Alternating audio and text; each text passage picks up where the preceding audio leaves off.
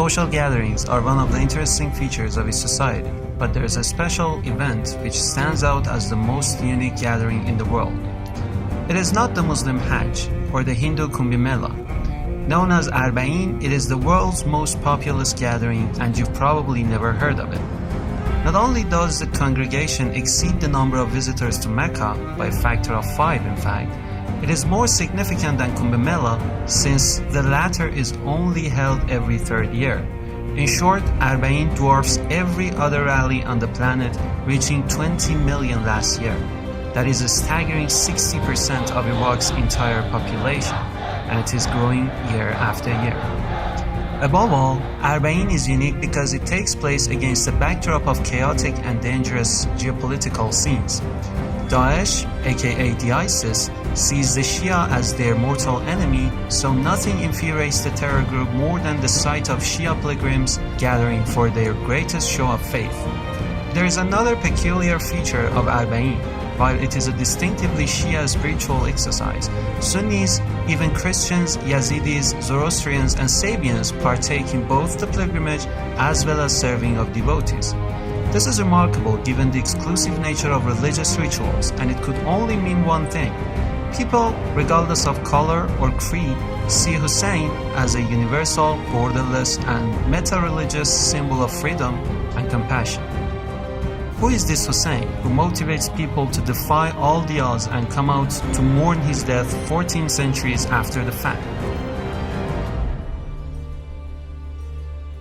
570 AD, Arabian society is fueled with ignorance, with injustice, with tyranny, and with cruelty. Injustice on the political level, injustice on the social level, and injustice on the economic level. This man's grandfather, by the name of Muhammad, rises in Arabia. He is able to alleviate all these forms of injustice. The cruelty is removed. The tyranny has now vanished. He is able to establish principles by which every human being can live, Muslim and non-Muslim alike. 50 years after Muhammad's death, the same ignorance returns. The same injustice is now returned.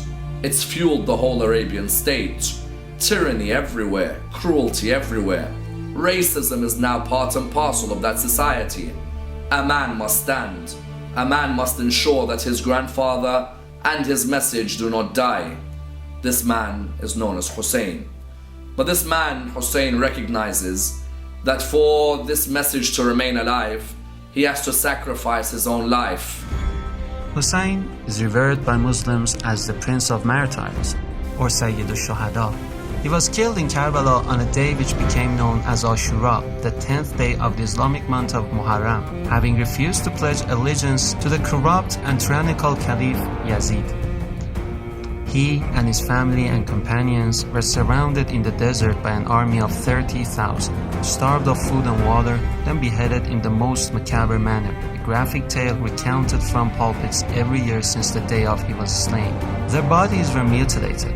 In the words of the English historian Edward Gibbon, in a distant age and climate, the tragic scene of the death of Hussain will awaken the sympathy of the coldest reader. Shia Muslims have since mourned the death of Hussain, in particular on the days of Ashoora, then 40 days later on Arbaeen. 40 days is the usual length of mourning in many Muslim traditions. An avalanche of men, women, and children filled the eye from one end of the horizon to the other. The crowds were so huge that they caused a blockade for hundreds of miles. The 425-mile distance between the southern port city of Basra and Karbala is a long journey by car, but it's unimaginably arduous on foot.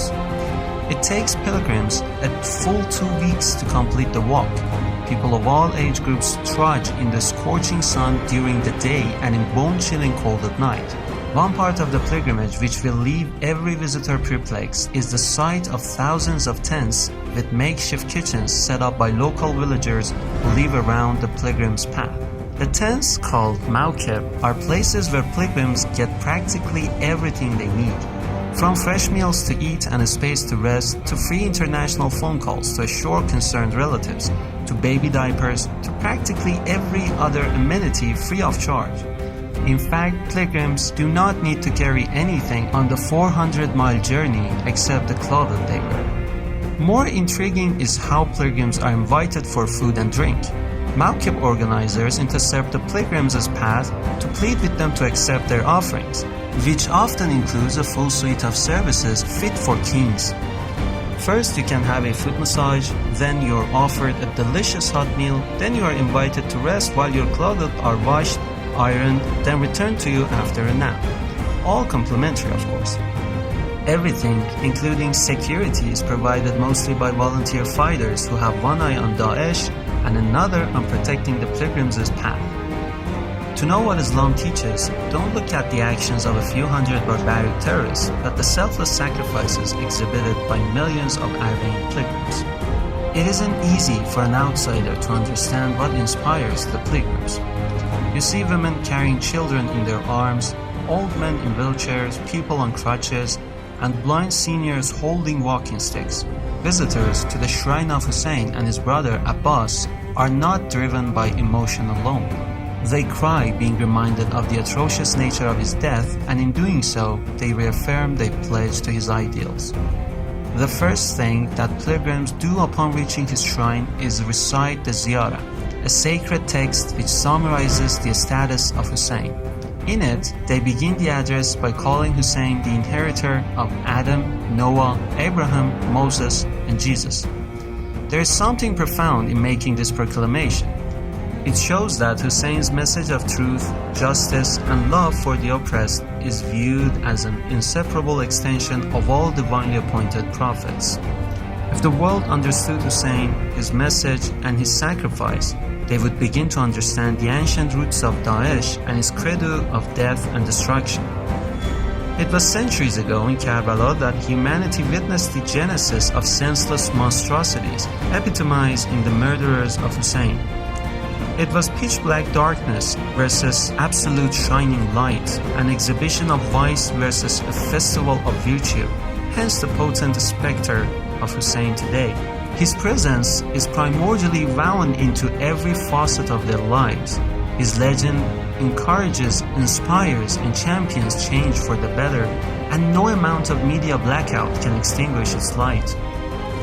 Who is this Hussain? For hundreds of millions of his followers, a question this profound, which can cause people to relinquish their religion for another, can be answered only when you have marched to the shrine of Hussain on foot.